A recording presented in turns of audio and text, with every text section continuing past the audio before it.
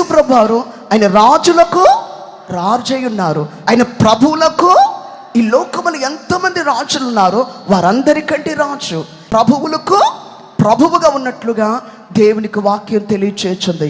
ఇటువంటి రాజులకు రాజు, ప్రభులకు ప్రభు, నీ కొరకు నా కొరకు చిన్ని బాలునిగా నరునిగా ఈ లోకానికి వచ్చేసారు. ఎంతటంటే ఫిలిప్పీ పత్రిక 2:7 ఆయన మనుషుల పోలికగా పుట్టి దాసుని స్వరూపము ధరించుకుని తన్ను తాను రిక్తునిగా చేసుకునేను అనగా ఎంతగా దేవుడు అంటే మనలను రక్షించడానికై ఆయన ఎంతకీ ఈ పండుగకు మరో పేరు త్యాగాల పండుగ. నీ కొరకు నా కొరకు దేవుడు త్యాగము చేసి నరునికి లోకానికి వచ్చి, అందుకే రక్షకుడు వచ్చెను, రక్షణ తెచ్చెను, రక్షణ ఇచ్చెను అనబడి కార్యాన్ని భక్తుడు తెలియచేశారు.